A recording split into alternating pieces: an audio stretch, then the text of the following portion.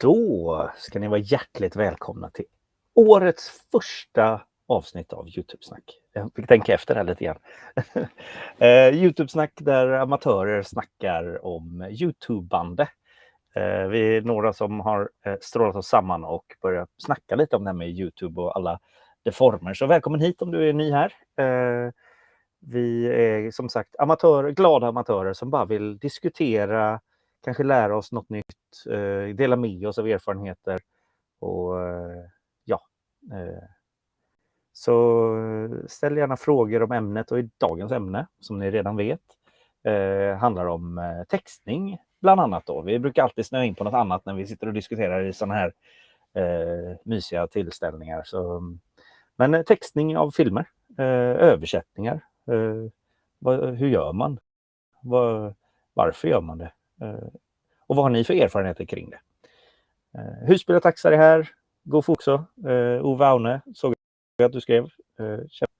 Arnstrand är här. Härligt att se.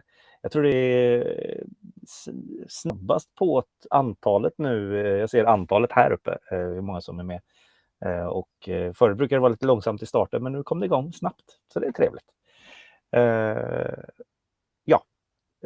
För att diskutera det här ämnet om textning så har jag letat med ljus och lykta efter en expert på området. Eller en amatör på området. Vi får se hur det är. Thomas ska säga hej till sådär 5 grader och snö. Gött. Eller ogött kanske. Uki Bear från Frankrike. Gött. Då ska vi bjuda in experten eller amatören. Vi får se vad det blir. Reselinda.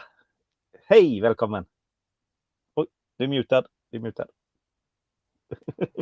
Så, du hittar den där knappen. Reselinda, ja precis. Ja, bra. Ja. Hej, välkommen. Hej. Tackar. Hur är läget? Det är bra, jättebra. Ja. Du befinner dig i? Portugal. Ja, på en härlig naturcamping, en stor damm. Lugnt och skönt. Ja.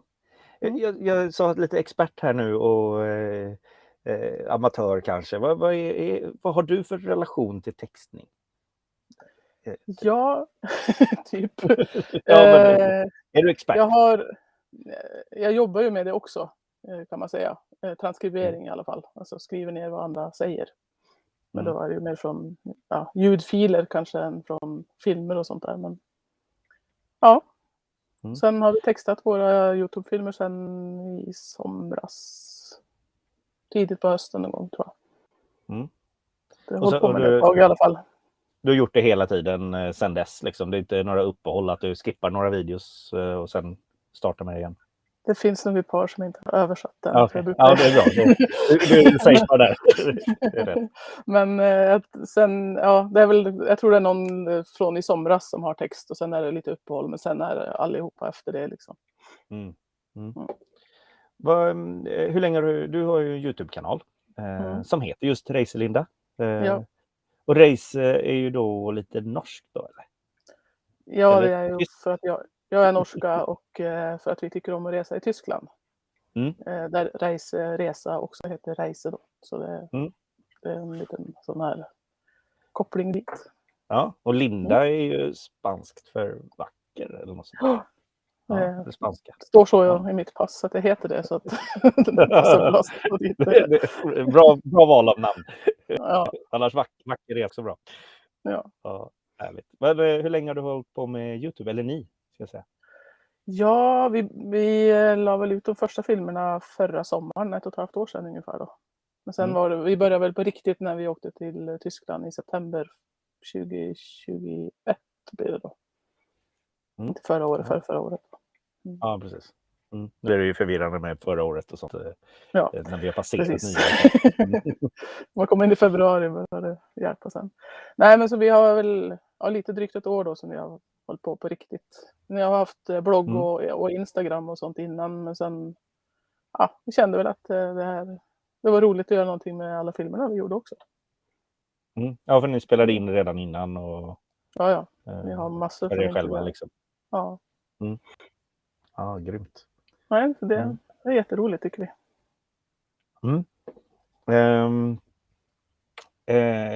Transkribering som du sa där. Vad innebär det? Vi kan börja med du jobbar med det, sa du. Ja. Vad är det vad transkriberar du för något? Ja, men det är ljudfiler.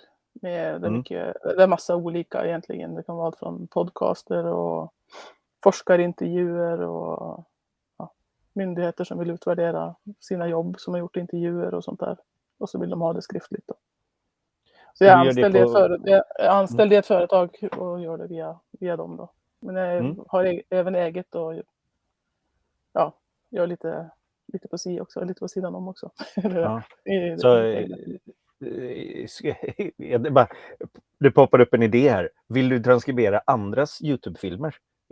Skulle det vara någon grej som du skulle kunna ta betalt för och göra åt folk? Med tanke på hur dåligt betalt så det här med reklamen på YouTube och sånt där, så vet jag inte om folk är beredda att lägga pengarna på det. Nej. Det tar ganska mycket tid. Ja, hur lång tid tar det? Men om du har en podcast och transkriberar den? Skriver du den rakt på eller pausar du och kör tillbaka? Man drar ner hastigheten lite grann och sen försöker man sitta och skriva hela tiden. Men det är som oftast när folk pratar i mun på varann och sådär, så är inte det så lätt alla gånger. Men man hinner kanske någonstans mellan 5 och... Eller om man tar på en arbetstimme så hinner man mellan 5 och 20 mediaminuter då, kanske. Man kan säga.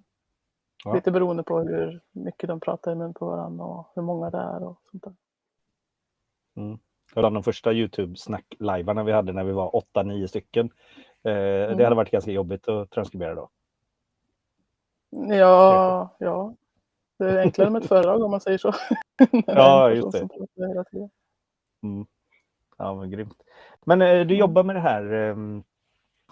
Och när du började jobba med det här, började du då också göra transkriberingen på YouTube, eller har YouTube kommit efteråt när du... Förstår du min fråga? YouTube har kommit efteråt. Ja. Varför började du med transkribering på YouTube då? Jag började texta jag tyckte att det var kul att se om det kunde ge någonting. Jag tänker på sökmotoroptimering och sånt där, mera text man har runt sin film. Och, på Instagram så har vi väldigt stor andel utländska följare. Över 60%.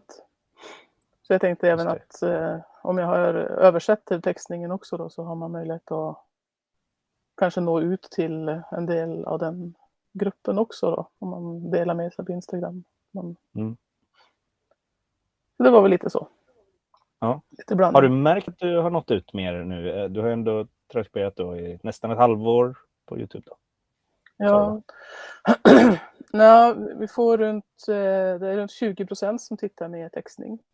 17-18 med svenska och 2-3% på engelska. Fick någon kommentar från Australien faktiskt här förra veckan. Tror jag det var. Så det måste vara... Jag vet inte om det var en tillfällighet eller vart det kommer ifrån. Men... Ja, men det har inte blommat upp som en bomb liksom. Nej, det har det inte. Det som har varit mest är väl att vi har fått mycket kommentarer om att vad bra att det är textat. Så jag tycker inte om att ha på ljud när jag tittar alltså att folk uppskattar textningen liksom. Det är inte... Kanalen växer hela tiden, men jag tror att det är lite för att nu lägger vi ut flera filmer än vad vi gjorde innan, och för att vi är ute och bor i husbilen och reser i Europa och folk är nyfikna och sådär. Så det är väldigt svårt att säga vilket som är vilket. Om det är på grund av att det är textat eller för att det är att vi har ett spännande liv just nu då. Ja, precis. Ja, men kan man se i statistiken också då på vilka som kör utan ljud och kör textning? Eller nej? Nej. Det är ingen sån... Nej, det finns ju en uppsjö av statistik som man kan grotta sig ner i om man vill. Då, men, jag ska läsa upp lite kommentarer här. Ucke Beer sa hej från Frankrike, och Agneta och Marco. De tipsade om dig förra veckan. De säger hej här, och Linda. Och de hoppas att du förlåter dem. Nu får du jobba. Ja. Men du jobbar mycket Ingen ändå. fara. Det är ingen Visst. fara. Det blir inte för störande det här i arbetslivet. Nej. Och kul med Linda, säger Eva. Härligt. Och husbilen Bosse, hej från Borås. Härligt att se Gunilla. Och även Arnstads husbil. Kul med proffs. Just det, vi hade en till. Vilka förväntningar. Ja. Men, Martin säger hej också. God kväll. Trevligt. Men du sa 5, eller vad säger man? Du tog en timme och kanske 20 mediaminuter, sa du. Sker det i relation till din insats på jobbet? Men är det samma på YouTube eller går det lättare när du gör dina egna filmer? Du vet typ vad du ska säga. Ja, ofta så, nu Per gör som oftast den liksom första klippningen och sådär. Men jag har ju som oftast tittat på den ett par gånger innan jag textar den. Om man säger så. För det gör man först efter att man har laddat upp den. Just det. Och du gör det inne i YouTube-redigeringsprogrammet? I Studio, ja. Där finns det ju en textningsfunktion, så jag använder den. Just det, i Studio blir det. Och jag sitter och skriver allt. Bra. Förlåt. Jag sitter och skriver allt själv och sen får man, det finns typ som man markerar, man har ju liksom den här, vad heter det, tidslinjen eller ljudlinjen? Ja, ljudvågorna liksom, eller ja.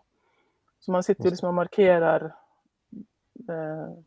det stycket av ljud som motsvarar det som man säger då. Så det får man liksom sitta och dra en sån här, man sitter och drar ut en sån här liten reglage kan man säga.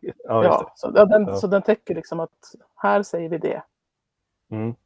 Och sen vill man ju inte att den ska vara på mer än 2 rader. Nej. Så då får man dela upp den och så får man börja på en ny sån där liksom. Det är lite pyssel att sitta och göra det.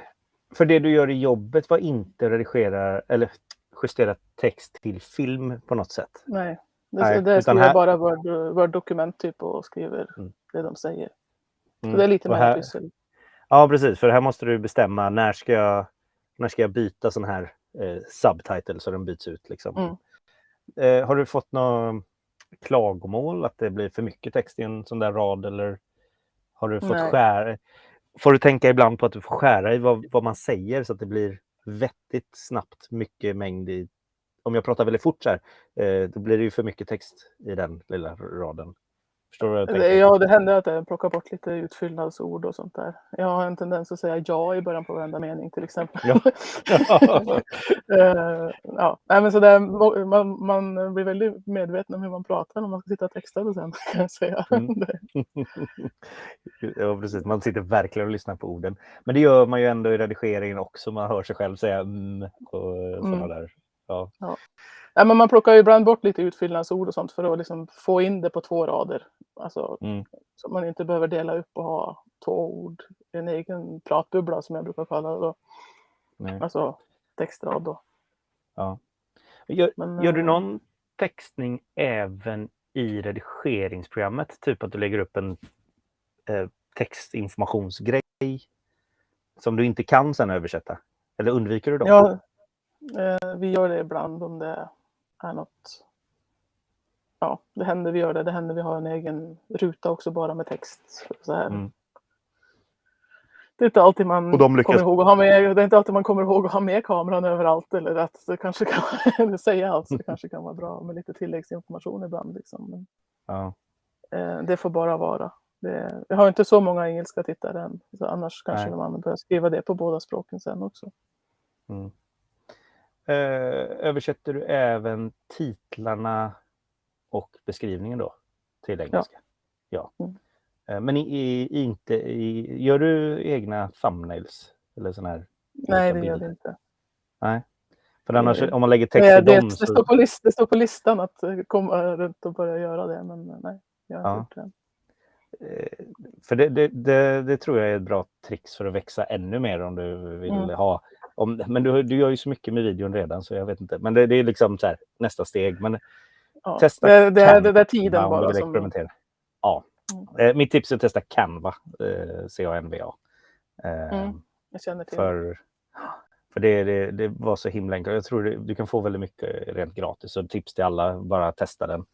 Men jag körde ju i vanliga bildprogrammet på Macbooken då. Bara för att skriva någonting i där. Och det ger som mer... Du får mer effekt på klickningen då börjar folk titta lite mer. Men det är ett annat tips. Nu pratar vi texting. Men det var just... Om man skriver text i den bilden, var det jag tänkte. Jag tror inte man kan översätta den. Nej, det tror inte jag heller. Så det blir så fast text. Jag har inte sett något sånt. Om det är någon som känner till det här med textning på bilderna så får ni gärna säga till där. Vi ska säga... Annars får man väl göra det kort och klatschigt och skriva det på båda språken där på en gång då. Ja, exakt. Och sen vill man ha 3 språk för det är tyska också och engelska och norska och... Man får bara säga hej och så får det vara bra i bilden. Precis. Vi ska se här. Salles Utspelsresor säger hej Leif och... tappar namnet igen. Nej, jag är inte så bra på det där. Leif tror jag det var i alla fall. Ucke Beer brukar använda Premiere Pros autotextning som ger en bra start. Sedan kan man finjustera det sista manuellt. Har du testat något sånt där autotextningsprogram på något sätt? Nej, vi har inte gjort det. Det finns inte i DaVinci Resolve som vi använder vad jag vet. Så att... Och sen har jag inte letat reda på något heller. Det är ganska...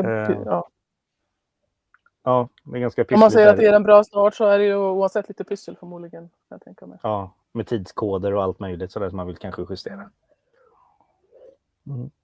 Men det tycker jag är bra tips i alla fall. Det är de som bara vill komma igång och testa lite och se om man orkar lägga ner energin då sen. För det är ju det. Du lägger ju på textningen istället för bilden kan man säga som vi pratade om. Och sen... Så att det tar mycket längre tid. Ja, så ska du lägga på den också eller ska du ta bort den ena? Ja, det blir jättejobbigt. En fråga här till dig om text i YouTube Studio. Kan du sänka hastigheten på filmen när den spelas upp där?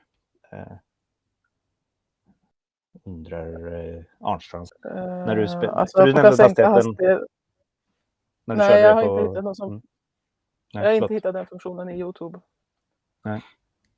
Utan där försöker du markera textgrejerna? Eller? Jag använder snabbtangenter för att starta och stoppa så att det går ganska smidigt i alla fall.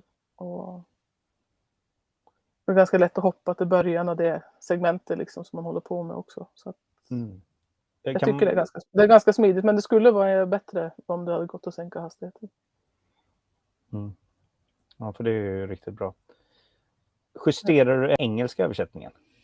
Ja, jag kör ju automatisk översättning i Studio. Det finns en funktion där. Och sen går jag igenom hela den också och ser då att det är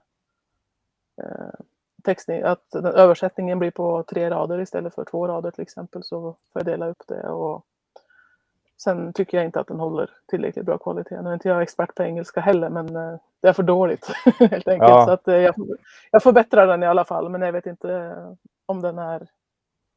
Alltså, du förbättrar den så att du förstår den i alla fall. Ja, precis. För det är det Arnstrand säger här också då. Engelska släktingar säger att den automatiska översättningen till engelska från svenska är dålig. Så om man använder den automatiska så bör man kolla igenom den.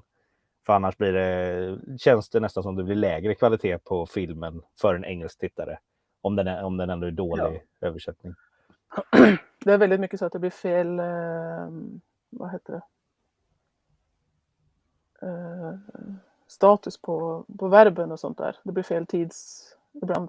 Alltså, och använder man mycket små ord och sånt så det blir jättetokigt. Ibland. Och min som jag säger i början på alla meningar, det ser väldigt konstigt ut ibland på engelska till exempel. Så det är mycket sånt där som man sitter och... Men om du har tagit bort den i svenska översättningen så automatöversättningen baseras på den svenska översättningen, va? Eller svenska texten. Ja, så ibland tar jag bort den redan i svenska, då försvinner det såklart. Men inte hela tiden jag gör det. Nej, men jag håller med om att den automatiska översättningen, den räcker inte liksom. Inte om man... Jag tror inte man får några utländska tittare av det, om man säger så. Nej. Uckebeer som skrev det här med autotextningen som man sen kan justera och har även då automatöversatte då till andra språk och enligt hans följare, jag vet inte, Uckebeers följare i alla fall, det funkar bra enligt följarna för tyska, japanska, kinesiska, spanska, franska, holländska. Bra blandning där. Och det är roligt, man kan testa och se om helt plötsligt kanske man hittar den då, även fast kinesiska kanske inte är perfekt, så hittar man i alla fall följare som kan titta på språket kanske. Ja, kanske. Och har du frågat om hjälp någon gång för ja, nu kan ju du engelska redan, men jag tycker om du skulle vilja släppa den för en holländska, dina filmer. Nej, har du tänkt på det? Har jag inte. Nej. Men en sak som när man använder Google i vanliga fall för att översätta, så är det ju ofta eller det blir ofta bättre om du går från engelska till det andra språket än om du går från svenska eller norska till tyska eller sådär. Just det. Så att om du kan få den engelska att hålla bra klass och kanske använda den som grund för översättningen, så tror jag att du har ännu bättre förutsättningar. Så funkar det i alla fall Google i vanliga fall. Alltså. Ja, men det är nog sant, ja. Allting grundar sig från engelskan, det vet ju alla. Och sen översätter man, eller tack vare företaget liksom. Jag förstår ju hyfsat tyska också, men jag är inte tillräckligt bra liksom, så jag har inte gett mig på det än. Jag tar tillräckligt mycket tid som det tar. Ja, precis. Och där får man ju värdera effort kontra resultat, eller vad heter det? Bo skrev här, kul med textning, Hacko, jag tror det är jag när man felstavar det, så jag tror att han skrev, jag textar allt på svenska. Nej, Hacko, det är en tysk. Jaha, ett företag? Som en youtuber. Tror jag han pratar om. Okej, ja, han reser mycket i Europa och gör sådana här ställplatsvisningar och sånt där. Han har sett har också mycket på svenska. Hako Video tror jag den kanalen heter. Eller något sånt. Grymt. Ja, det var bra tips på kanal om någon vill hoppa in där då. Men det är ju bra exempel då när man kan titta på en tysk kanal istället. Istället för bara de tråkiga svenska kanalerna. Precis. Jag vet inte om man använder automatöversättningar. Jag har inte tittat med text, men han har hjälp av ett par barnbarn eller någonting tror jag också i företaget liksom, så han kör på ganska stort. Ja, han lejer ut det helt enkelt. Kanske.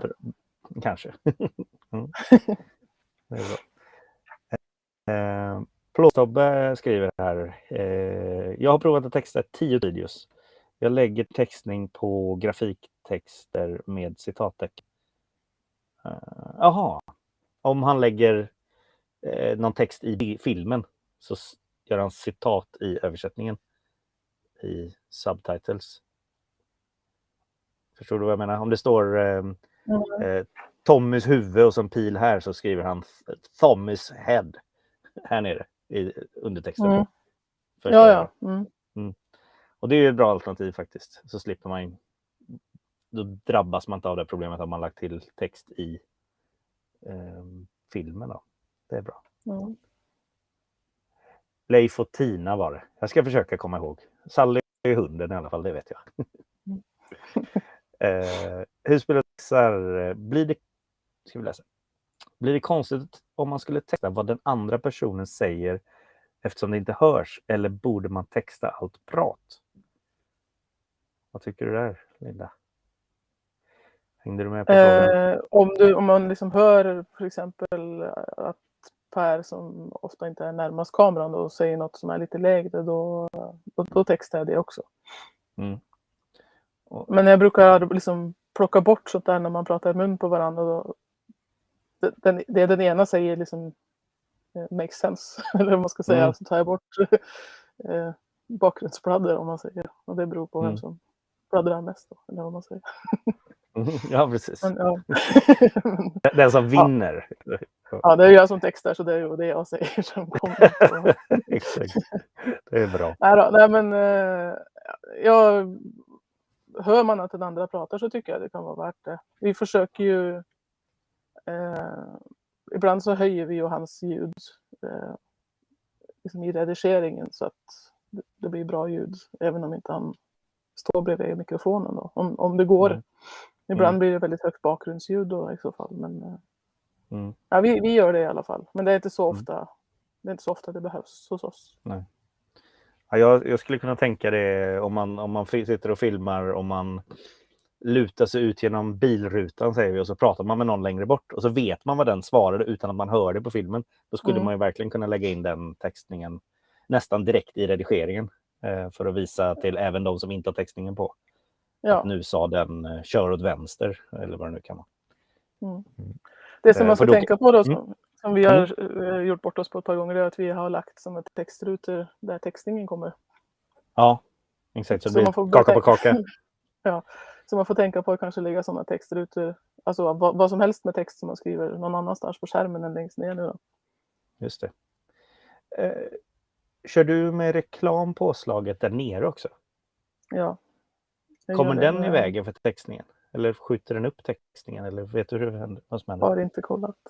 Vet faktiskt inte. Är det någon som har tittat på textning på någon av våra filmer så kan ni eller kan göra det nu så får ni gärna berätta. Ja, för det är faktiskt intressant. För den där lilla rutan där nere med reklam, den borde ju skjuta upp textningen då. Om det är någon som har sett det så hojta till. Jag brukar inte titta på någon andra med textning heller faktiskt. Så att jag hade inte tänkt på det. Det var en bra grej. Hako kan du kolla på och se om det blir sådana.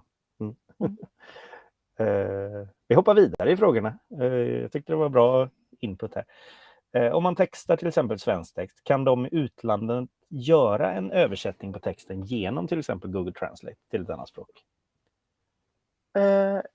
Jag tror att det är bara vissa språk som har stöd. Nej, det är den autotextningen det var. Som det är bara vissa språk som har stöd för.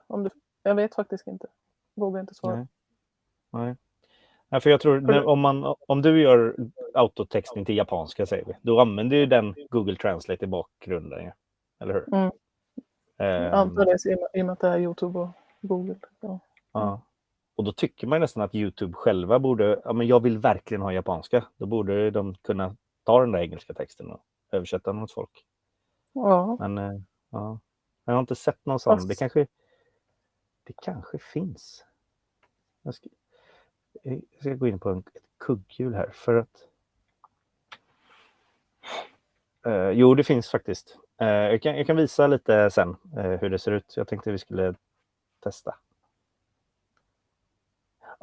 Sally har en bra, eller Leif har en bra fråga. Kan vi vara lite tydliga? Vi spelar in en text och vi vill texta på tyska. Hur gör man? Hur gör du rent krasst?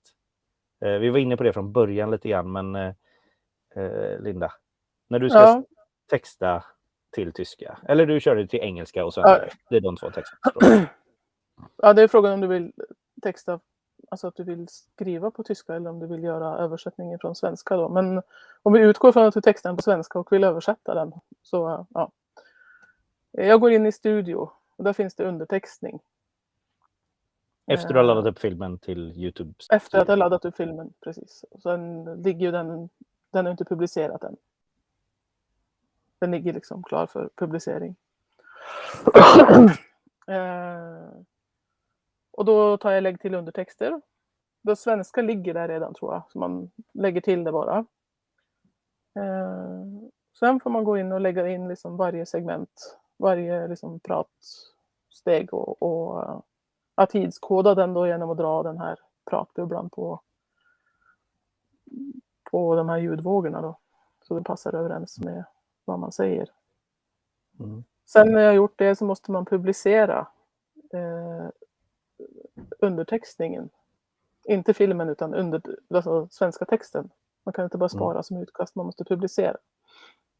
Sen går jag in och lägger till språk.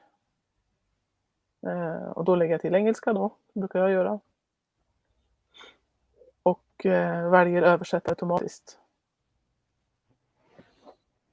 Då översätter han från det som jag redan har gjort på svenska. Och det är som sagt, det är så dåligt att det måste man lägga tid på att gå igenom. Jag antar att tyskan är likadant. Och vill man lägga till tyska från början då antar jag att då väljer man tyska istället för svenska som i första steget då. Om man vill skriva det direkt om man förstår tyska tillräckligt bra. Ja, för jag tror man kan ställa in på uppladdningen på själva filmen du laddar upp. Vilket språk är det i filmen? Eller vilket språk talas? Och då blir det som det första default-språket. Ja. Och det kan man ha som default på kanalen också.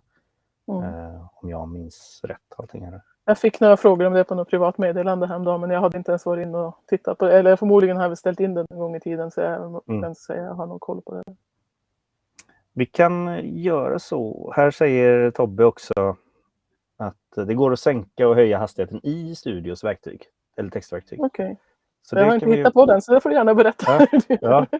Jag tänker vi testar. Vi hoppar in och kikar lite på det faktiskt.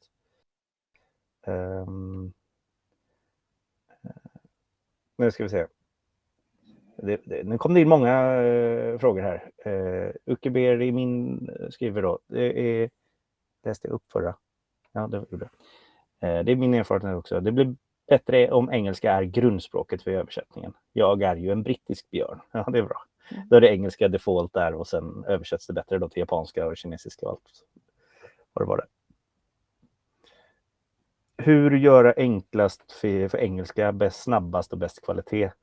Det enklaste först skulle jag säga att trycka på den här knappen automatisk översättning när du har svenska texten färdig. Men som du säger då, man måste gå igenom den och kolla för att det blir tokigheter. Ja, jag tror att man pratar ju kanske inte alltid perfekt så som man skulle skriva heller. Jag försöker rätta till lite små grejer kanske när jag textar, men som gör att det kan bli bättre när man översätter automatiskt. Men hade man liksom läst upp en text så kanske det hade varit eller liksom skrivit så, eller pratat som om man läste upp en text, då kanske översättningen hade blivit bättre från början också.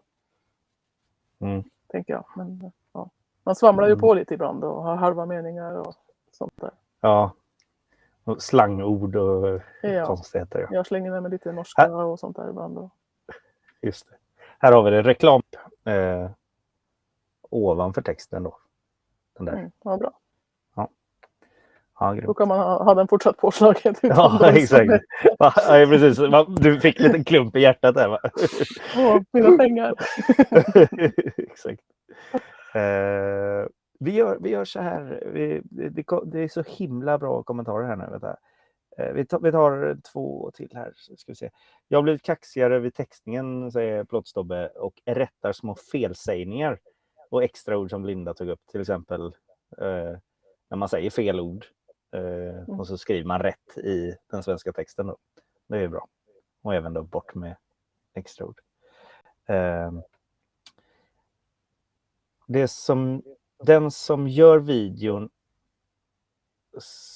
/ är användare till videon kan autoöversätta den till princip alla språk, men inte de som tittar, tror jag. Aha, kan det vara så? Nej, jag visar nu. Jag tror också det är så, för jag tror att det finns ju... Det är några språk som är så att man kan texta automatiskt i YouTube, men svenska är inte en av dem. Just det. Det vet jag är en grej, men jag vet inte hur det funkar. Vi testar, vi ska göra en liten demo här, eller titta lite på verktygen.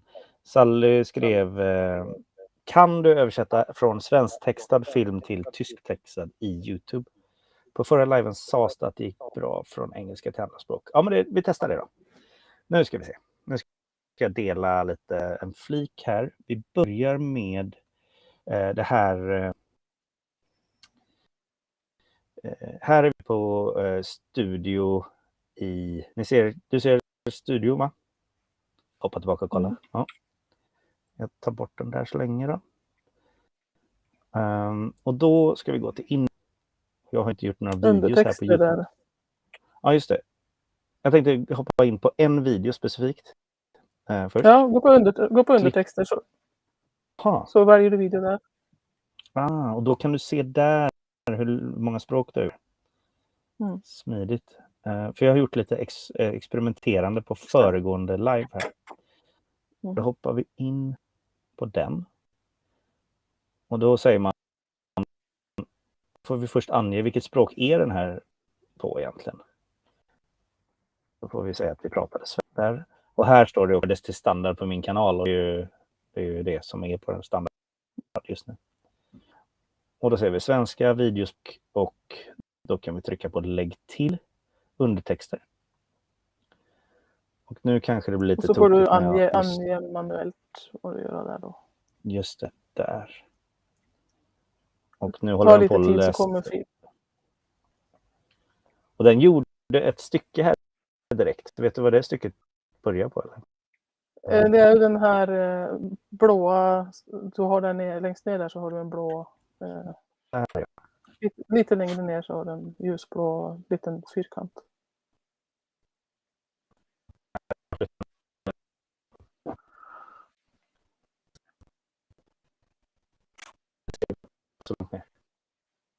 Nu börjar du hacka väldigt.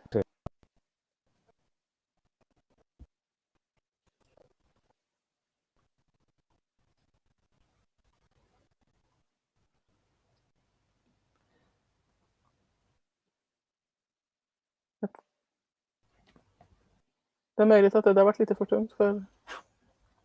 Jag försöker...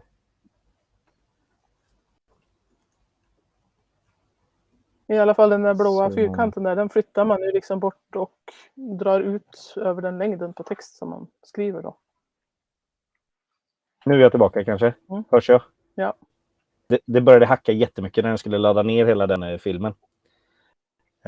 Men där, jag började dra i den textfyrkanten där. Då kunde man välja om man såg lite ljud där. Det var lite synd att jag inte kunde göra detta live då. Men det var ett bra ställe att börja på i alla fall. Jag hoppas det gav startgrejer. Ja. Så den det- här fyrkanten, den drar man ut och lägger liksom över den delen av ljudet. Där man säger det som står i textrutan där uppe till vänster då. Sen gör man flera sådana då som man liksom anpassar till ljudvågorna längst ner där.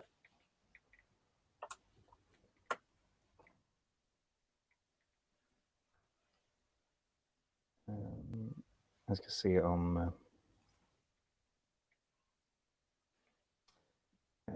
Jag hörs bra nu, va? Jag hör dig bra i alla fall. Ja, bra. Ja, men det är bra. Det är ett steg rätt. Jag ska visa här då. Nu borde visningen i alla fall funka bra, va? Det man kan se här uppe var i alla fall 5 språk på den här fler följare. Och då gjorde jag så. Det finns ett verktyg som heter Texta mig. Som vi pratade om förra gången. Jag visar det verktyget också. Ja, den hoppar lite ut och in här. Då ser ni det här verktyget. Som det nämndes om förra gången. Och då kunde jag lägga in länken till klippet här, till filmen. Så att den kunde lyssna igenom hela filmen och mejla mig en fil med textkodad grej. Apropå det här med automat, lite så här Premiere Pro-exemplet som någon använde, Uckeber använde. Autotextningen. Så det här är som en autoteckningsverktyg. Och då får man tillbaka en fil. Och då när man börjar... nu ska jag hoppa tillbaka till... Sorry att det blir lite hackigt nu fram och tillbaka här. När man då börjar översättningen här. Vi tar bara som ett exempel. Lägg till Aymara här. Tar vi lägg till undertexter. Nu ska den hålla på att läsa in filmen igen. Men då kan jag överföra fil här uppe i vänstra hörnet. Och det var väldigt smidigt. För det var det som hände då när jag... Hoppas inte internet gick dåligt nu. Nej. Det var väldigt bra för då kunde jag få in hela den textningen från det verktyget här. Och då la den så här läggande ljud. Jag vet inte, första 24 sekunder så pratar jag inte. Men så ser man här nere. Hej och välkommen till... Och ska vi se. Hörs jag fortfarande? Måste bara kolla. Ja, bra. Ja, jag hör. Ja, det är bra. Och här kan man i alla fall zooma på den tidslinjen där. Och vi kan testa bara se om det funkar nu. Hej och välkommen! Hörde du det? Ja. Ja, nu ska jag sänka det lite igen. Välkomna till kvällens YouTube-snack. Trevligt att ni kunde hoppa på. Jag bestämde mig ganska sent här nu idag för att köra igång igen. Ja, och det här är helt automatgjort av det verktyget. Och det känns ju bra så här i början, men om man hoppar till den här delen. Zorro och Sara är i bakgrunden här också. Sambo och hund. Sambo och hund hörde vi att jag sa, men det står sambo och hund. Men det blev värre lite senare. Jag gillade... Hallå, Plåtistobbe! Hallå, Plåtistobbe! Platt in stav. Det är inte lätt att översätta den för att lyssna. Men i övrigt så funkar det okej, tycker jag. Så här i mellandagarna. Så här i mellandagarna. Det är ett ganska svårt ord. Så här i mellandagarna. Så det är ganska häftigt. Det kan säkert spara en del tid. Ja, och då får man tidsstämplarna ganska bra här automatiskt av verktyget. Sen hade de 2 varianter på den här översättningen och jag tror jag la in som skotsk. Det enda jag tänkte där var att jag tyckte det var väldigt korta. Det var ju aldrig mer än en rad nästan. Ibland kanske det... Ja. Just det. Det är skönare att läsa längre, så som du nämnde där. Ja. Kanske, jag vet inte. Men det är kanske är lätt att slå ihop dem också. Och sen hade det här Texta mig-verktyget 2 olika varianter. Och det här var den andra varianten. Och den andra varianten som de nyligen har släppt, där löste den sambo och hund. Det ser du där, va? Och ska vi se om den löste Plåtistobbe då. Nej, den skippade Plåtistobbe helt istället.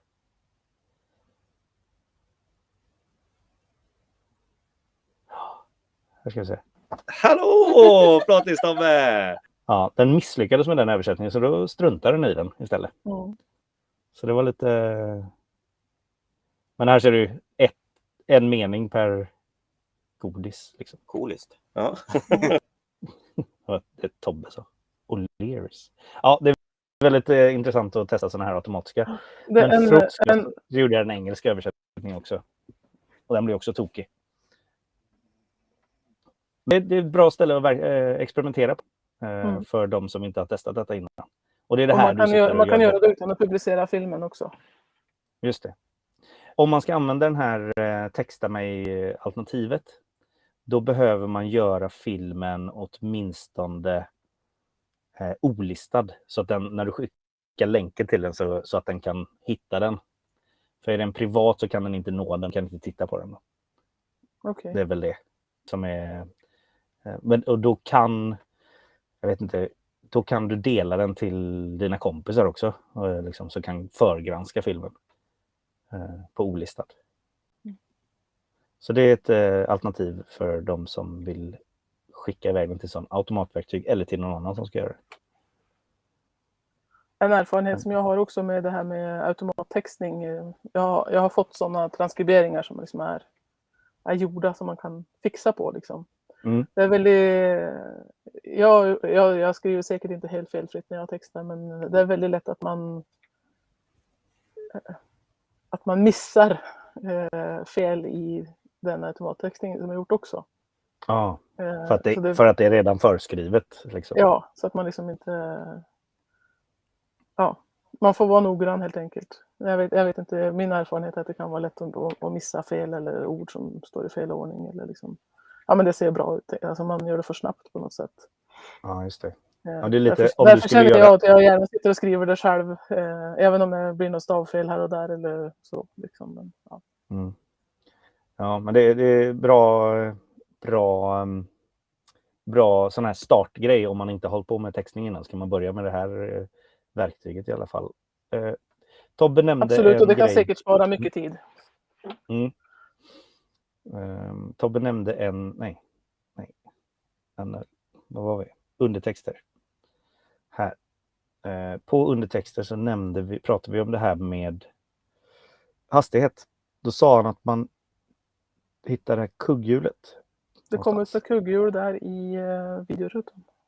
När den spelade. Ska vi se. Space. behöver läsa in filmen igen. Se. Klarar detta. Men ja. Här någonstans var ett kugghjul, va? Var det du sa? Precis som på YouTube när man justerar hastigheten. Och då är det säkert där du kan justera hastigheten på samma sätt då. Låter det som. Och det var ett bra tricks. Jo, och så till engelska då. När jag la till engelska. Vi kan testa och lägga till albanska. Varför jag tar något annat här. Då finns det ju då ett alternativ här. Översätt automatiskt. Och så trycker man på den knappen och så pang har den översatt till det språket. Och jag har ingen aning om det är rätt nu då. För jag kan inte albanska. Men det är ju ett alternativ om man vill bredda ut liksom. Och då gör den ju det nu baserat på den svenska texten.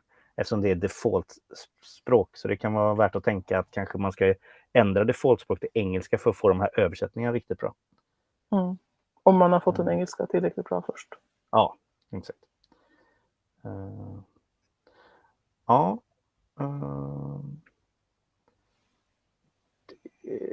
Jo, det var en fråga till om som vi pratade lite kort om.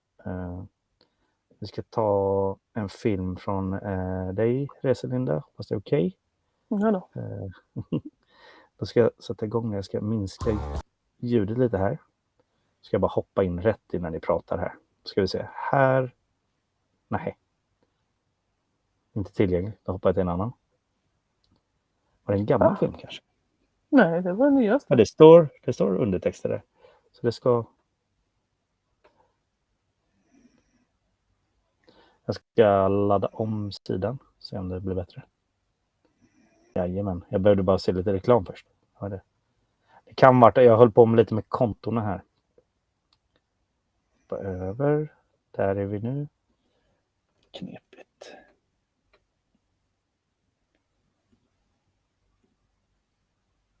Ja, jag ska hoppa tillbaka. Jag tar den. Där ser vi att det är under texten nu. Ska vi hitta, där pratar ni. Så nu vi behövde Där. ha en arbetsdag igår. Oj. Och idag har vi kört en del admin. Och det jag ska säga nu då, är inne på kugghjul här så kan man titta på vilka översättningar som finns. Och då ser vi att det finns engelska. Kan vi hoppa på den. Och så ser vi Today we manage some admin, you could say. Och sen kan vi då ta översätt automatiskt och så kan vi kanske ta georgiska då. Så det är lite fräckt faktiskt. Om man väl har ju börjat med det här med översättning. Och då kanske den använder engelska som default. Så om man vill titta kanske på andras... kanske man ska läsa upp sig på.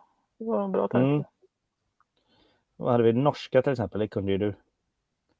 Ser det okej ut? Nej. Ja, men det var det, admin var lite konstigt ord i det här sammanfattat. Ja, men ja, klart det och... Ja, det är inte helt perfekt helt enkelt. Nej. Men det är ju väldigt häftigt då när man väl har möjliggjort lite, bara svenska och engelska, så får YouTube verktyget att göra väldigt mycket mer, vilket är fräckt. Ja. Så där har vi gjort lite YouTube-snack om textning. Ska vi plocka upp men om du ska använda de där översättningarna där så måste det finnas en textning i grunden. Du måste ha textat den på minst ett språk först. Just det. Hade man pratat engelska så hade det nog kunnat hjälpa till. Det finns någon sån där automattextning från engelska, tyska och några till språk finns så att den kan texta automatiskt. Ja, det var det du menade. Nu förstod jag. Men svenska finns inte det för, så du måste alltid ha en textning först. En fråga gällande textning från Tobbe här var om det inte är tydligt vem som säger vad, eftersom man tänker om man textar så hör man inte något ljud kanske. Eller man kanske har hörselsvårigheter eller faktiskt bara har ljudet avstängt. Hur gör du då när man inte vet riktigt vem det är som säger vad? Det går inte att markera som jag har sett i alla fall. Alltså att med någon färg eller någonting till exempel. Om jag skulle vara röd och Per skulle vara blå till exempel. Jag har just inte det. sett att det går, så att jag textar bara det som sägs. Mm. Sen om båda två är utanför bild, då är det nog svårt att förstå vem det är som säger vad. Ja, och då spelar det roll vem som säger något kanske. Det. Om det är ett samtal så kanske det spelar någon roll, men som oftast är det jag som står med kameran och pekar på någonting då. Här är en kyrka. Det, är liksom, Ja. det spelar ingen roll vem det är som säger det. Nej. Men här har Tobbe ett exempel där på att eftersom han pratar mest då, så kommer Meja in och pratar. Och då skriver han Meja kolon bla bla bla. Bara för att vara tydlig. Är det ett bra alternativ? Ja, varför inte? Om man vill vara tydlig. Gött. Och där. Mi Camping ber om ursäkt för att han är sen. Då får du titta om. Ja, gött. Välkommen hit i alla fall. Här var Arnstrands fråga här. Behöver man då ändra så att originalspråket är engelska om man ska få en bra översättning till övriga språk? Jag är Vi osäker vet på inte. hur det fungerar. Mm. Men jag är säker på att översättningen till andra språk blir bättre från engelska än från svenska. Ganska så säker alla. Det kan vara intressant att göra det och testa att göra bara en svensk översättning och se om det här alternativet dyker upp till andra språk. Den kanske inte ens gör till andra språk om det går från svenska till albanska. Det kanske att den har lättare för det när det är engelska på något sätt. Nej, jag vet inte. Vi vet inte. Man får testa helt enkelt. Det går kanske att läsa den någonstans. Jag har inte grottat ner mig så mycket. Men det var väldigt intressant att se den här funktionen. För jag har inte trickat så mycket med undertexter och sånt. Men till exempel om man springer in i en tysk YouTuber som man vill titta på. Och har de då lagt in en textning, så kanske det finns det här kugghjulet att jag kan översätta till svenska. Och då blir det mycket enklare för mig att titta på YouTube helt plötsligt. Då öppnas YouTube upp. Så det känns som en vettig grej att översätta lite, skulle jag säga. Alltså översätta så att man får möjligheten till det där. Ja, jag såg i alla fall. Jag inte har tittat på massa tyska husbilsfilmer bara för att de har varit på tyska, men nu kändes det som att jag har gått miste om halva YouTube bara för det. Precis. Nej, men det är väldigt många från Tyskland till exempel som reser gärna i Norge och Sverige och norrut. Så att skulle man lätt kunna liksom locka dem som tittare genom att det finns en automatfunktion där när man först har textat. Så. Ja, det känns riktigt bra. Och jag gillar den här men vi har textat ett halvår nu, i och för sig på svenska och engelska, men det är inte så att det har rasat in med utländska tittare av den anledningen. Nej. Alltså, jag har inte marknadsfört det så hårt heller, men i alla fall. Det kommer inte med automatik. Man måste nog jobba lite för det i alla fall. Just det var en grej till vi pratade om. Det var det här med titlar och beskrivningar. Jag tänkte att jag kunde visa det lite snabbt. För jag sprang in i det nu in förra veckan när jag grejade där. Det vet ju du redan då, Linda. Men här inne finns det ju då, vi tar danska som vi har lagt till här. Publicerat och allting. Titel och beskrivning kan man då inte automatöversätta här, vad jag såg. Vilket är lite konstigt. De borde ha en liten knapp här. Som bara trycker över den översättningen dit, så kan jag justera den här borta. Du kör i Google Translate. Ja, så då får man kopiera över där, hoppa iväg till Google Translate. Och så klistra in det då på bästa sätt. Men det tycker jag var en väldigt check grej för just översätta titeln, så att för då når man ju direkt till säg de engelska tittarna då. Eller de som ser kanske språket på ett annat sätt än svenska.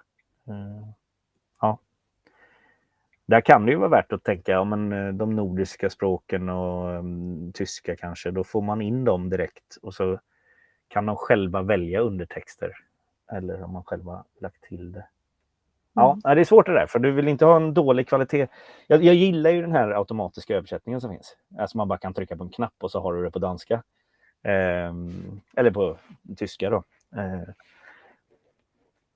Men när kvaliteten på översättningen är lite sisådär, då kanske det skadar mer än vad det hjälper. I alla fall på den tyska marknaden då kanske. Mm. Mm. Jag är kanske lite språknörd, men jag tycker inte om det för dåligt. Nej. Det är liksom... Ja. Ja, men det är okej att vara språknörd. En liten annan grej, en kommentar här, är Chrome extension som heter vidIQ. Då kan man snabbt översätta titel och beskrivning. Ja, men det är bra. För det kändes som det saknades en liten knapp där och då har vidIQ redan byggt den där. Då. Det är käckt. Får man titta bra. Och vidIQ kan man ju ha som gratisversion, och så jag hoppas att man kan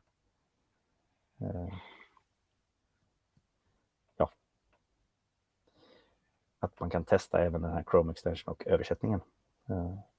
Men ni textar väl också, Arnstrand? Får ni mycket tittare från andra länder och sånt där? Och hur många är det som tittar med textning på era filmer?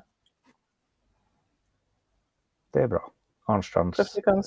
Kanske ni kan svara på. Eller om det är flera som gör det så hade det varit kul om ni skriver en kommentar, tycker jag.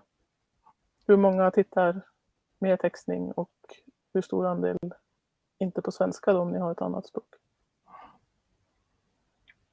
Här har Marbe en poäng. Jag ska hoppa tillbaka lite till ME Campings kommentar också. Men översättning av titlar och beskrivningar är totalidiotiskt, säger han. Man vill ha titeln på videons språk så det inte blir en obehaglig överraskning att videon är på polska men titeln var på svenska. Ja, det kan nog vara så också faktiskt. Att man blir lurad in. Och det är väl som når överallt, hela jordklotet med sina filmer på det sättet. Men det kan vara värt att prova, skulle jag säga. Men då blir man får ju inte den som prenumerant, den som tycker att det är obehagligt med polska eller svenska. Jag tänker så länge det både finns textning eller att, titeln, eller att det finns textning på samma språk som titeln är på. Så känner jag, då är ju filmen tillgänglig för dem, tänker jag. Ja. Och sen blir de missnöjda då. Så... Har man gjort en tysk titel på filmen och så finns det ingen möjlighet att titta på något annat än svenska eller engelska, då kanske det blir lite tokigt. Men har man själv tryckt på översättningsknappen, då får man skylla sig själv, tänker jag. Alltså, om man gör den automatöversättningen till ett språk som inte fanns från början då. Ja, exakt. Arnstrands säger att det är bara deras engelska släktingar. Och att de själva då tröttnar på textningen. Att göra textningen, antar jag här. Efter bara ett par meningar. Kan du känna igen dig i det? Nej, jag bara köttar. Du bara köttar, ja. Ja, men det ligger i din natur där och bara kötta på med textningen. Och follow up på den också då. Det är extremt tidskrävande att lägga in text. Men fundera på att låta dottern som bor i England göra det åt mig. Ja. Och kanske en idé det här med Google Translate. Tänker du den svenska eller den engelska eller både och då, eller? Just det är ett bra alternativ. Men ett alternativ är ju då, som vi pratade om innan här, automatisk textning, så får man justera den. För det är det du gör redan då med engelskan till exempel. Ja. Jag har någon som översatte norska också. Det blev också hyfsat, men man måste också fixa på det. Men norska och svenska är så pass lika att jag har inte orkat hålla på med det. Svaret på den frågan var båda. Både svenska och engelska. Och där finns det väl verktyg i YouTube Studio att man kan låta någon annan gå in och adminna sitt konto. Det tror jag. Känner du igen något? Vi kan testa. Vi kan testa tillsammans här bara lite snabbt. Vi går tillbaka här och så tänker jag inställningar här någonstans. Kanal. Behörigheter. Bjud in. Åtkomst. Redigerare begränsad. Undertextredigerare. Bam! Det är hur bra som helst. bjuda in. Så är det någon som vill manuellt översätta allting som vi snackar om idag, så kan ni få bli undertextredigerare på YouTube-snack. Men det var lite fräckt att man kan hitta det. Så det hittar jag då genom behörigheter, inställningar, behörigheter, bjud in. Mm. Jag har ju funderat på till exempel, man känner ju lite tyskar till exempel. Om man skulle utväxla tjänster liksom. Att man gör automatöversättningen och så kollar igenom den på varandras språk eller något sånt där. Men det är inte heller någonting som jag har tagit tag i än. Men... Just det. Här är ju faktiskt en intressant fråga som Mi Camping, han vänder på det. Är det någon som har funderat på att göra filmer på engelska istället för att texta? Då får man ju en drös med funktionen gratis på det här. Jag funderar på det. Ska jag börja prata engelska istället? Men då tror jag att jag kommer dra mig från att filma och kommer prata lika obehärskat. Kan prata om vad som helst på svenska. Man kan babbla på och alla fattar för att jag pratar så snabbt. Men på engelska så måste jag tänka efter vad jag ska säga. Det är min känsla där. Och speciellt då när man filmar med någon annan. Ska man gå och prata engelska med Sara helt plötsligt. Det gör ju vi när vi träffar andra som man får prata engelska med. Men på film liksom, det känns konstigt. Har du tänkt någonting på det, Linda? Ja, nej, vi har bestämt oss för att vi kör svenska. Vi hör till i Sverige och tror att den största publiken ändå finns i Sverige. Och jag tror också att vi inte pratar tillräckligt bra engelska. Alltså, eller att man liksom själv, som du säger, kan uttrycka sig tillräckligt bra och spontant på något sätt. Ja, för jag pratar engelska. Ja, jag har inga problem med engelska heller, men jag tror inte riktigt att det blir inte detsamma. Nej, om man har bra flytande engelska så tycker jag man ska köra. Men jag tror det kan nog tappa tempo om man pratar för knaggligt kanske. Men jag pratar engelska i jobbet och där är inga problem alls. Jag kan hålla föredrag på engelska utan problem. Men man ska vara lite mer spontan och bara gå omkring och snacka lite. Sarah, did you see that whale over there? Det känns så onaturligt. Nu ser vi valar väldigt ofta. Ja, vi såg nog det i somras faktiskt. Ja. Men ja, nej, det blir inte så. Då är det bättre att satsa på undertextningen och hoppas att det är någon som nappar och tycker att det är intressant det vi håller på med. Liksom. Tobbe nämner här, svenska funkar att utgå ifrån för en hel del språk. Jag kör flera stora språk, men jag tror som ni att kvaliteten från engelska är bättre. Men aldrig testat, det borde vara intressant att testa det. UKBR berättade om det här med, för han var ju engelsk björn var det ju. Och tyska leder för de som tittar på textningen då. Och även japanska en del. Ja, spännande. För det är intressant att hitta sin marknad också. Alltså, så som du säger Linda, din marknad är ju ändå svenskar kanske. Och förhoppningsvis några engelsktalande då, eller engelsk. Jag skulle nog tro att Tyskland också. Med tanke på hur mycket tyskar vi har på Instagram och hur mycket tyskarna tycker om att åka dit vi brukar åka när vi är hemma vid då i Skandinavien. Liksom.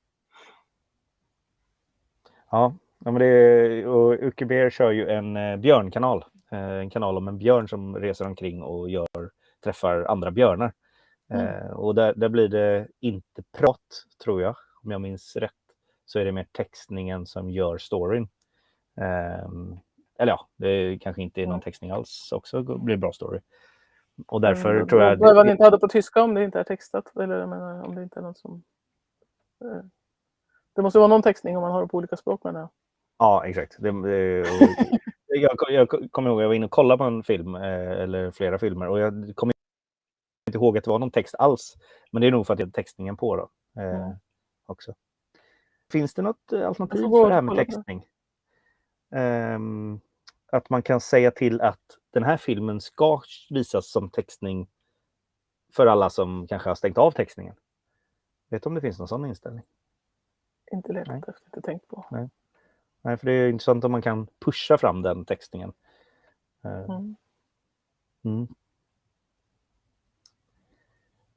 Och som jag sa när vi pratade lite innan, Tommy, så är det ju, jag gjorde en undersökning på mitt community. Det var över 100 personer som svarade. Det var runt 60% hade inte lagt märke till att vi hade textning på våra filmer. Av de som svarade då. Och Ja, för det... 15-20% skulle börja titta med textning nu när de visste om det. Så att, ja. Så det kan också vara sådana, ökar. det kan ju vara sådana som inte visste om det sedan tidigare också. Alltså, så det kan ju vara ännu mer, det kanske kan vara upp mot 75% som inte visste eller hade lagt märke till att vi hade textning. Och där är ju... förlåt. Jag har ju skrivit det liksom i ett och annat inlägg på Facebook och ibland när jag delar det på Insta-stories att nu har vi lagt ut en ny film, att det finns textning på engelska och svenska. Men jag har inte nämnt det så ofta liksom. Skulle du kunna göra en liten blänkare ner i hörnet på filmen? Det finns textning, typ. Eller vad man nu, vilket språk man nu ska skriva den på. Det skulle man kunna tänka sig. Kanske man kan göra det. Vi har ett lite intro. Man kanske lägga upp det där. Subtitles available. Typ pil ner. Jag vet inte vilket språk man ska skriva den på då. Det är ju det svåra. Om man gör det i filmen. Ja, man får klura lite på det. Men det var ett bra förslag. Det ska vi prova på. Se om det ökar. Ja, men nu har det ju redan ökat tack vare undersökningen också. Så vi får vänta lite med det. Lite grann. Ja, men det har legat ganska stabilt faktiskt på runt 20% som tittar med textning. Ja. Sen har Tobbe en viktig puck här. Det är väl bara vi här i Norden, killgissar han, som är van vid subtitles. Övriga i Europa dubbar ju allt. Är det någon dålig killgissning eller vad tror du där? Jag har ingen koll på det där. Det tror jag stämmer ganska bra faktiskt. Är vi vanare med subtitles så? Eller undertexter? Vi som har lite mindre språk, ja. Tyskarna har ju... Jag har bott i Tyskland en gång i tiden och då brukade jag se den här Fresh Prince i Bel-Air med tysk dubbning. Det var roligt. Ja, men lite andra tv-serier också. Men, ja. Det var många år sedan. Vet du om man kan dubba inne på YouTube? Det hade ju varit intressant. Kan man dubba in sin engelska prat istället? Man borde göra det innan filmen släpps. Får man göra egen ljudfil. Egen ljudfil. Det kan man göra själv. Nu börjar vi prata tidsåtgång här. Ja, exakt. Ja, men då börjar man ju lägga ut det. Det var det vi sa innan här. Arsans lämnar ut sin inloggning där för översättningen. Men det var ju ett bra trix där med... Ja, precis. Det var ett bra trix för många om de vill testa det med någon som kanske vill sommarjobba, tjäna lite kronor eller om man bara vill testa lite grann. Mi Camping skriver, jag har provat att texta en del filmer men gisset vilket jobb. Tror jag nog hellre kör på engelska i mina filmer istället ifall jag känner för att vidga min skara av tittare. Ja, det är ju nästan lägga om strategin för kanalen och börja prata engelska. Det kan faktiskt vara värt om man har det lätt för engelskan. Men, jag tror inte att du tappar svenska tittare då? Eller skandinaviska tittare som förstår språket från början. Det tror jag nog. Och så känns det konstigt helt plötsligt. Man är van vid mig och så ska jag prata engelska. Då blir det en annan person nästan. Så det kan vara risk för kanalen till en början och sen, men att den sprids större då. Ja. Du har ju en större målgrupp på något sätt. Det har man ju. Men det är frågan vilken målgrupp man vill sikta in sig på. Ja. Martin la till här på det här. Holländarna har lika mycket textning som vi. Ja. Ganska lite land också. Och Mi Camping säger det här. Han tror att det ger betydligt mer det här med engelska. Så det var bra. Och som du sa nu Linda, om man vill nå svenska så bör man nog hålla sig till svenska. Och vill man nå engelska eller resten av mycket av världen, ska jag säga, inte resten av världen, men det är mycket av världen som kan titta på engelska. Vi ser ju lite på det som en service till våra tittare, som de som vill titta utan ljud och kanske har hörselsproblem och sånt där. Och det är ju sådana kommentarer vi har fått. Jag sa det innan också, men det är de kommentarerna vi får om textningen är att de tycker det är jättebra för att de brukar titta på bussen eller på lunchen eller liksom sådär och inte... Ja, då är det skönt att kunna hänga med och beta av en film när man sitter i en publiksammanhang. Ja, vi ser mer på det som en service, och engelska det är väl lite mer som ett experiment att se om man kan nå ut lite. 2% av tittarna tittar ju med engelska, så att om det är för att det bara råkar vara inställt på det eller om det är för att de har hittat till våran kanal, det har jag inte någon jättebra statistik på än, men i alla fall några stycken. Ja, just det. Och här Arnstrand säger att det svåra med att göra på engelska är att det blir genant. Både för dig och tittarna. Nej, jag skojar bara. Ja. Sally har översatt med auto i YouTube Studio från textad till svensk. Jag ska säga så här, jag brukar nämna det att vi har gått över en timme nu, så vi börjar sakta trappa av här. Men jag tycker vi gör ett sånt här experiment till med att hoppa in och titta från textad svenska till engelska och till tyska. Tyska jag kan inte bedöma tyskan. Kan du bedöma tyskan, sa du? Kanske. Kanske. Jag kan hyfsat tyska i alla fall, men det beror på hur illa det är. Vi ska se, här har vi den. Ska vi se. Ska se om jag behöver sänka lite in där. Där textning. Och vi tar tyska. Oj, där börjar du höra, va? Eller? Nej, eller måste, jag ser ingenting heller. Nej, jag bläddrade fram filmen och justerade textningen här. Här ska vi se. Hör du nu? Hejsan allihopa! Ja.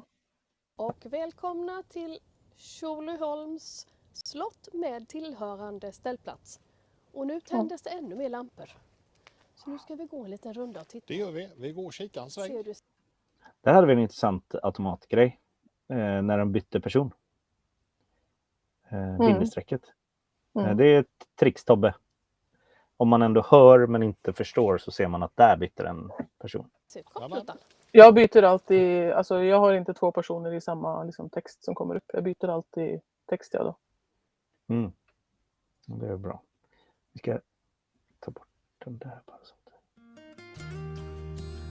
Det såg inte så jättetokigt ut det där lilla, men... Nej. Ja, men det... Jag är ingen tyska expert. Nej. Ja, jag har läst tyska också. Jag kan inte förstå vad som står här, men jag tyckte... Jag kan plocka ihop nu. Går vi en liten spacergång. Vi ska gå en liten. Något sånt. Jag chansar. Det är så jag översätter allt i mitt huvud när jag pratar spanska också.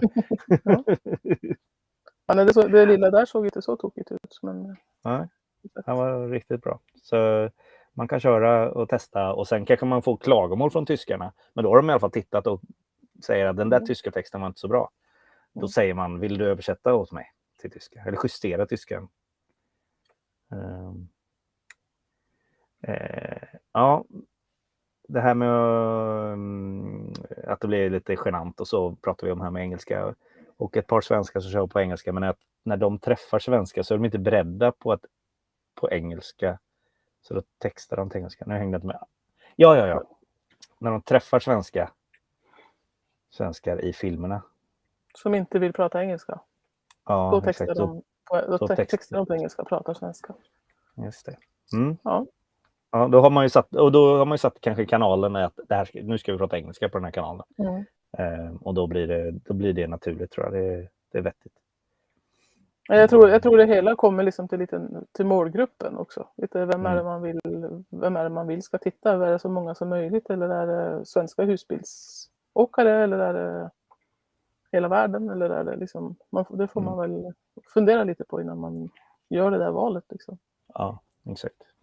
När man lever i en miljö med sin hobby eller har massa bekanta eller liksom någon grupp som man vet att man kommer att nå ut till, så ja, men då kan det vara värt det. Mm. Ja, Tobbe kommer inte köra engelska, läste jag här i alla fall. Det blir uppstyltat för honom. Man kan välja om man vill ha textningen på filmen, men just det, direkt i filmen, då går den inte att ta bort om man vill ha den eller inte.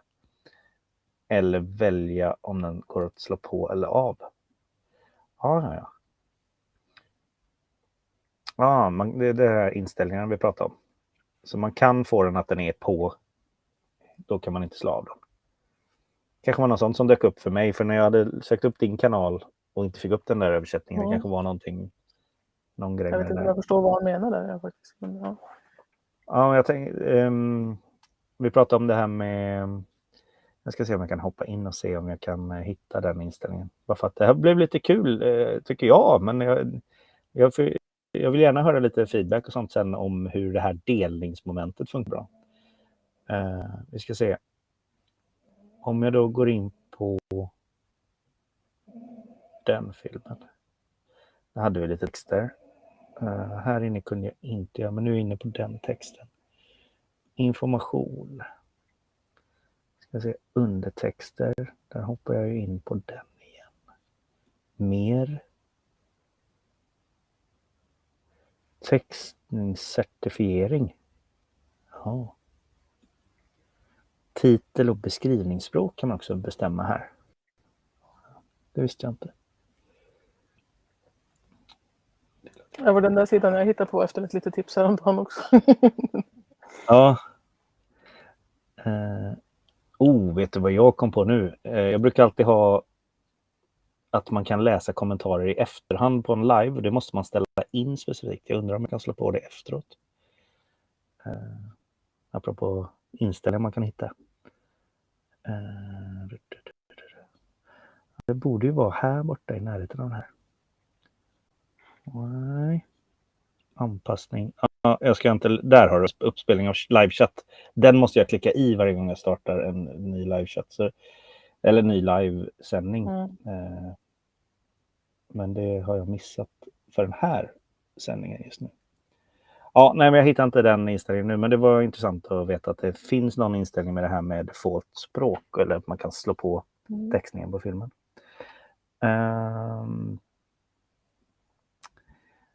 Ska vi se.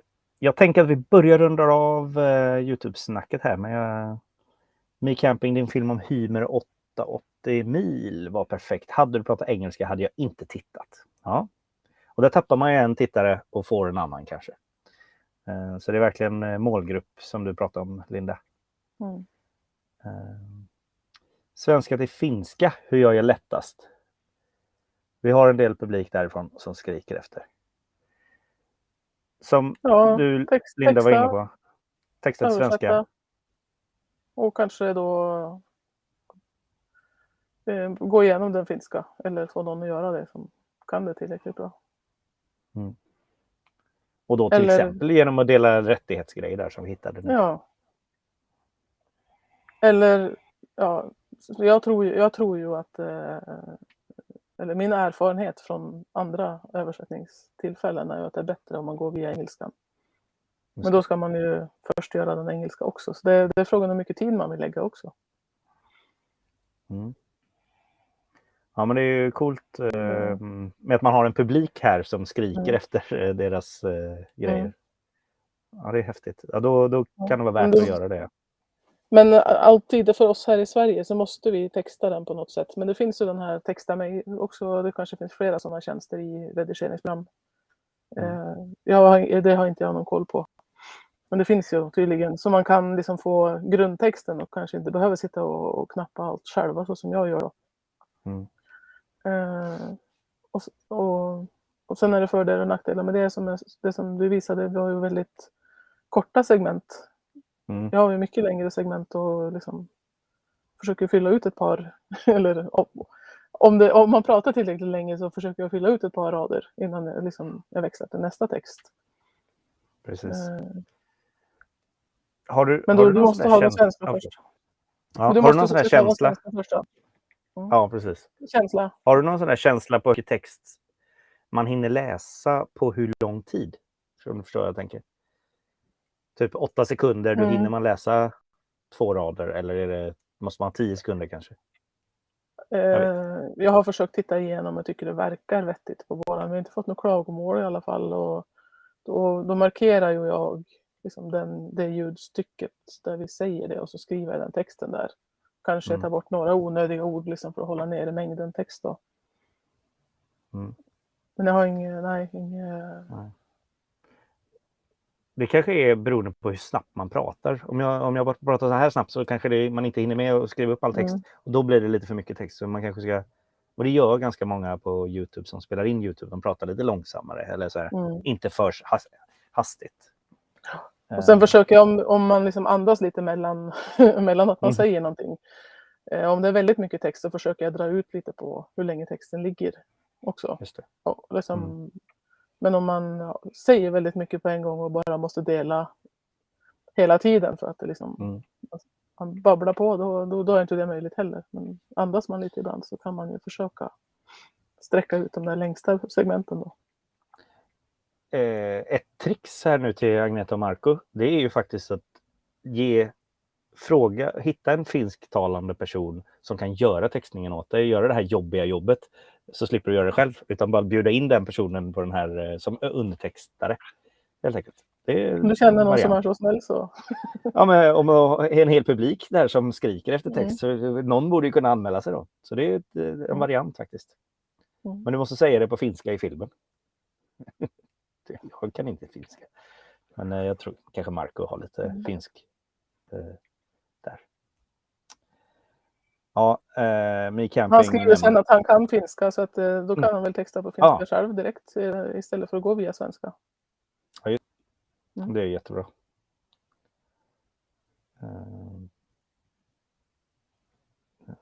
Men det behöver du inte ha heller. Nej, just det. Du måste inte texta det på svenska, nej. Ja, just det. För svenska tittare så kommer de inte få se den finska texten default, skulle jag säga. Det är min chansning. Man kan alltid stänga av texten i alla fall. Så. Jag tittar ibland via ett spanskt abonnemang. Och jag har inte fått upp spansk textning. Det är bara för att de pratar engelska hela tiden. Så om det kommer textning så är den på engelska. Ja. Jag tror det är kontot som styr det lite grann. Men reklamen kan jag få på spanska. Alltså spansk reklam och sånt där. Tjafs. Reklamen kommer på det nätet som du är. Alltså i förhållande till vilket land du är i. Har vi märkt också. Just det. Jag hoppar igenom lite kommentarer lite snabbt här. Vi ska se. Ja, MeCamping säger att man blåser läst sin svenska publik. Och det är att om man vill växa ännu större, så alltså om man siktar på 200 000 husbilsföljare, så kan det nog vara värt att kanske byta till engelska. Eller översätta som en tok.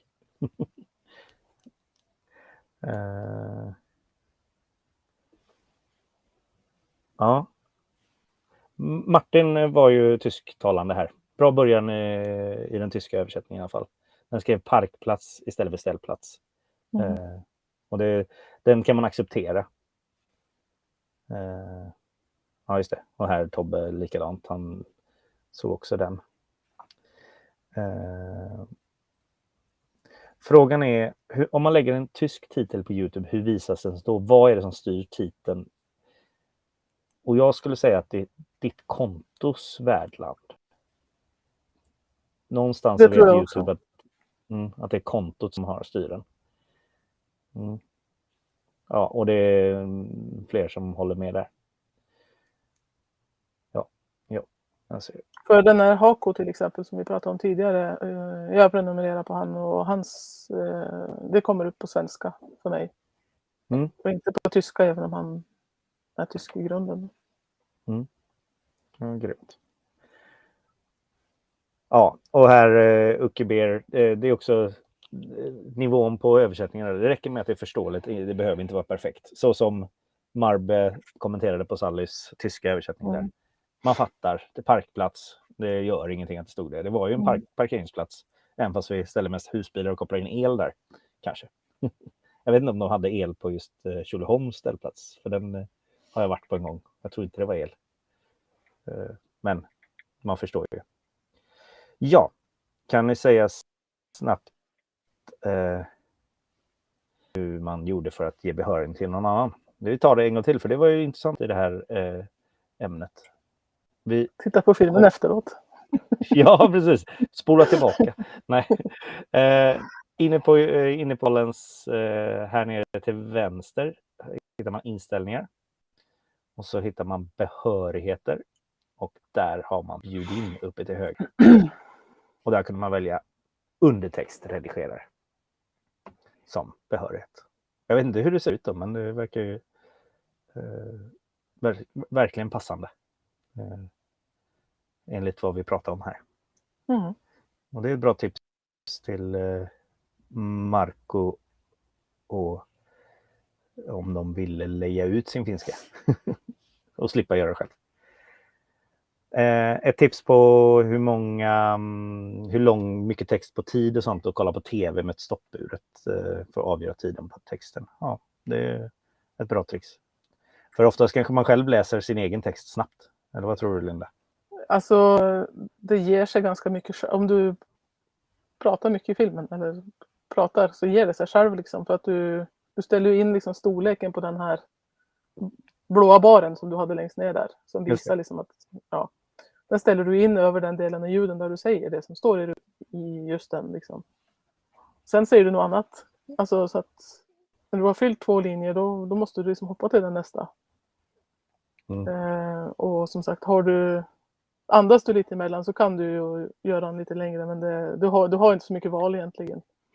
Det du kan göra den måste passa in liksom så att texten ligger framme när du säger det som står i texten. Och blir det för mycket text och sådär, då får man börja spara lite på onödiga ord kanske, och lite, det är det man kan göra. Annars pratar du vidare och säger något annat, och då måste det komma en ny pratbubbla då. Men det är klart, man kan leka sig med stoppur och sånt där också. Men, någonstans måste det bara... för att få en idé om det, men det är liksom, du har inte... Och här sa Tobbe samma sak egentligen som My Camping, SVT. Jag har svårt att få in SVT härifrån, men jag ska försöka från Spanien. Jakob är mycket bra om man förstår lite husbilstyska, men den svenska texten hjälper. Känner du igen Jakob, en tysk kanal? Som Hako? Nej. Hako kanske? Nej. Ja, det kanske är Hako. Jag vet inte. Ja, han skulle skriva Hako. Så var det. Där var det. Han pratar väldigt tydligt och så också, så att jag behöver inte textning där, så pass tyska kan jag. Men ja. Grymt, men jag tycker vi rundar av där. Jag kom ikapp kommentarerna där precis på slutet. Jag hoppade över några smurf. Plåtestobbe verkar prata i mun på alla andra här. Nej, han skriver samma grejer. Jag skojar bara. Men jag tyckte det här var väldigt intressant. Och jag tyckte det var kul att vi kunde titta där på hur det funkar med undertexter. Textamej.se, kommer du använda den någonting, Linda, för att se om det hjälper dig? Kanske kollar. Eller tror du? Ja. Kanske kollar. Se. Och som sagt, det fanns 2 olika alternativ där. De hade börjat experimentera med en variant. Men det stod att det tar en kvart på att få översättningarna. Så den verkligen gör ett bra jobb. För den gjorde det på 1,5 timmes... nu har jag inte bevis på hur lång tid det tog. Jag kommer inte ihåg när jag laddade upp den eller tryckte igång den. Men det gick ganska fort. Men det var en av de varianterna som stod att på den här varianten så kommer vi kolla igenom hela filmen. Men den andra varianten så gjorde de en snabb variant tydligen. Och därför kanske det blir lite fel också. Men, jag känner jag har det liksom lite i fingrarna ändå så att jag vet inte om jag känner att jag kommer att ha så stor hjälp på ett verktyg, men jag ska absolut titta på det, men är man inte lika van som jag är kanske, så kan det absolut vara värt det, kan jag tänka mig. Ja, jag tror det är en bra start för många om man ska börja med det. Men som du säger också att man kanske vill ha längre textavsnitt och då blir det en väldig massa pillande på den här tidsaxeln. Alltså man kan slå ihop dem ganska lätt om man ställer sig längst fram igen och trycker på backspace tror jag, så hoppar de ihop. Mm-hmm. Ja, det var bra tricks. Eller om man ställer sig någonstans och trycker enter så delar han upp. Mm-hmm. Men då måste man tänka på att man delar det på rätt ställe både i tidslinjen och i liksom pratbubblan eller i texten. Och du skulle rekommendera varmt att man lär sig de här kortkommandona? Som du Några använder. i alla fall. I alla fall start och stopp är väldigt bra. Mm.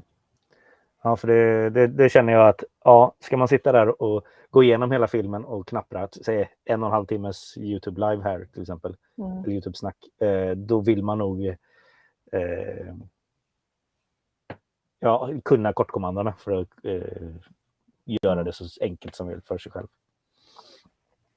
Ja, jag har inte hittat som i Word och sånt så finns det autokorrekt också, så då kan man ju liksom göra typ tre bokstävers kombinationer för en del långa krångliga ord och sånt där. Just det. Det har jag inte heller hittat i YouTube då. Nej, just det. Har du några sådana på lager som du tänker på? Några krångliga ord? Nej, inte just nu. Jag vet vad VSG, varsågod kanske. Eller, men LX, liksom LX för liksom, lite sådana där grejer. Ja, man kan använda ungdomsslang när man skriver i Word helt enkelt. Man kan spara ganska många knappningar på det, men som sagt i YouTubes det är inte så flexibelt, det verktyget. Nej, det kanske finns andra YouTube-verktyg någon annanstans som har gjort det här på ett bättre sätt för att göra det effektivare. Jag har inte tagit mig tiden att leta, jag har bara kastat mig över det som finns. Ja, exakt. Och det enda jag har hört talas om automatiskt är texta mig för svenskan där. Också. Som sagt, det var väl någon som skrev att det fanns i ett redigeringsprogram också. Det kanske finns i flera med. Just det. Adobe Premiere Pro var det, va? Tänker jag nu att det var. Eller Adobe vet jag inte vad. Premiere Pro. Ja, men grymt. Något annat? Har vi täckt in allting med textning egentligen? Vi har pratat om automatiska grejer. Finns det något annat som någon erfarenhet du har fått genom allt det här som vi inte har tagit upp? Vi har pratat om statistik. Vi har pratat om krånglig verktyg. Ja, men det är väl just det här om man gör det automatiskt, så då lägg lite extra tid på att titta igenom det så att det blir bra. Jag tror ändå att om det är, jag säger inte att våra är perfekt kvalitetsmässigt varken på svenska eller engelska, men jag tror att är det bra kvalitet på det så är det större chans att folk liksom fastnar för det också. Tror jag. Jag tror inte på att använda de här automatiska rakt av. Jag tror det blir för mycket konstigheter. Ja, men det är jag då. Exakt, du tappar en del tittare men du kanske får många fler. Kan vara. Kan det man vara vet så. aldrig.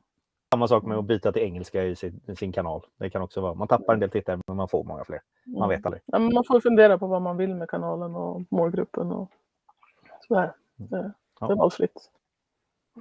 Ja, jag tycker det var bra summering. Tack så mycket för ikväll. Både till dig, Reselinda, och alla i chatten. Jag tycker det har varit jättetrevligt. Kul diskussioner. Har ni några förslag på vad vi ska prata om härnäst så skriv gärna det i en fråga. Jag kommer lägga upp om det, vad nu ni har för förslag i kanalen. Vi får direkt här. Tack från UKBR. Tom och Linda, det har varit nöje att lyssna till er. Kul att du hade sett några av mina filmer. Jag ska kolla efter textningen faktiskt, för jag tror storyn blir bättre då. Jag ska gå in och titta också. Jag känner inte igen en konto, men jag ska titta. Instagram Plushy. Ja, det är han egentligen här. Grymt så mycket allihop. Mycket bra YouTube-snack, säger Arstrand och Bo Nilsson. Hoppas vi är på finska bara då.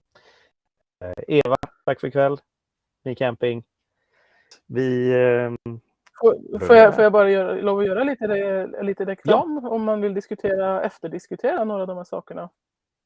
Så har vi har ju en grupp som heter Husbilsbloggarna. Där man får dela med sig av sina YouTube-filmer och sånt till er som har YouTube-kanaler om husbilsgrejer. Sen har vi en grupp som heter Vi som husbilsbloggar också. Där man kan liksom mera diskutera sådana här saker. Så det finns också liksom mera skriftligt om man vill efterdiskutera kanske lite och ha frågor och sånt där. Så. Det är bra. Det låter jättebra. Får ni gärna höra av er. Vloggarna då, VL eller BL? Ja, det var tänkt på bloggare från början, så den heter Bloggarna. Men det är både YouTubers och bloggare är välkomna där. Och sen heter den Vi som husbilsbloggar, den andra, som är liksom mera för det här bakom då. Lite som den här YouTube-kanalen, fast mera som en Facebook-grupp då. Jag tänkte om det är någon som har frågor eller någonting sånt där, så finns jag där i alla fall. Kan svara och andra kanske kan hjälpa till också. Grymt. Ja, vad bra. Ja, den får vi... Jag inte gjorde någonting att jag hijackade lite här. Nej. Herregud. Jag tycker ju mer diskussioner, det spelar... Jag är ju inte inne på Facebook. Jag har aldrig sagt det, tror jag, innan, men jag är ju typ aldrig inne på Facebook. Men jag kan gå in och titta in, men jag kommer aldrig gå in på appen igen, typ. Men jag tycker det är jättebra. Jag har frånsagt med den biten, men jag tycker det var bra tips för de som är sugna, och just diskutera i textform. Man orkar ju inte alltid sitta 1,5 timme och lyssna på den här pratan. Nej, men det kanske kommer upp frågor efteråt också. Man kan dela den här liven där och så kan man diskutera under den eller någonting sånt där. Just det. Jättebra. Ja, grymt. Tack så mycket för ikväll. Tack för ikväll. Ha det så bra. Lycka till på resan nu, Linda. Tack för det. Från Portugal. mot Spanien hoppas jag. Ja, vi hänger här i Fuengirola. Ja, det är bra. Gött. Tack så mycket alla. Hej då!